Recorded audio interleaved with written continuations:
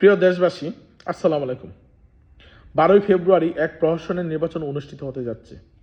খুনি, রক্তপিপাসু, স্বৈরাচার, ফ্যাসিস্ট, দালাল ইউনূস বাংলাদেশকে ধ্বংস করে দেওয়ার জন্য যে নীল নকশা নিয়ে এই দেশে এসেছিল, তার পূর্ণাঙ্গ রূপ দিতে যাচ্ছে 12ই ফেব্রুয়ারি। এই 12 ফেব্রুয়ারি নির্বাচন আমি বয়কট করলাম, আপনিও বয়কট করুন।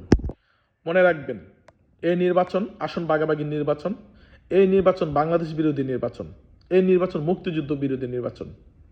এই নির্বাচনের মাধ্যমে বাংলাদেশকে আবারও পাকিস্তানের একটি পূর্ণাঙ্গ ফেডারেল রাষ্ট্রে রূপ দিতে চায়। বিনদেশি আমাদের শত্রুদের হাতে এই দালাল এই দেশটাকে তুলে দিতে চায়। সুতরাং আপনারা আমার ভবিষ্যৎ প্রজন্মকে রক্ষা করার জন্য, এই দেশের স্বাধীনতা সার্বভৌমত্বকে রক্ষা করার জন্য, আমাদের লাল সবুজের পতাকাকে রক্ষা করার জন্য, সংবিধানকে রক্ষা করার জন্য, জাতীয় সঙ্গীতকে রক্ষা করার জন্য আসুন এই প্রহসনের মেটিকুলাস ডিজাইনের আসন ভাগাভাগি নির্বাচন আমরা বয়কট করি। আমি ভোট কেন্দ্রে যাব না, আপনিও যাবেন না। আমি যদি ভোট দান থেকে বিরত থাকি, এই নির্বাচন বর্জন করে বয়কট করি, তাহলে আমাদের শত্রুরা, এই দেশের শত্রুরা, আমাদের জাতির শত্রুরা কখনো সফল হবে না। তাদের এই প্রহসনের নির্বাচন জাতীয় আন্তর্জাতিকভাবে গ্রহণযোগ্যতা পাবে না এবং তারা ক্ষমতায় ধরে রাখতে পারবে না। ক্ষমতা অধিষ্ঠ হলেও তারা আঁকড়ে রাখতে পারবে না।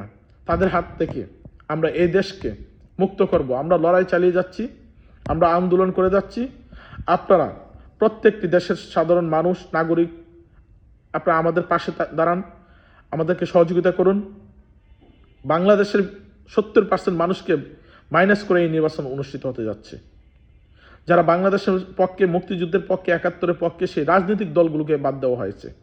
বাংলাদেশ আওয়ামী লীগ সহ সকল রাজনৈতিক দল যারা মুক্তিযুদ্ধের চেতনা বিশ্বাসী, বাংলাদেশের চেতনা বিশ্বাসী, বাংলা ও বাঙালির সংস্কৃতির চেতনায় বিশ্বাসী, তাদের প্রতি আহ্বান থাকবে, আপনারা নিজেরা ভোট দান থেকে বিরত থাকবেন।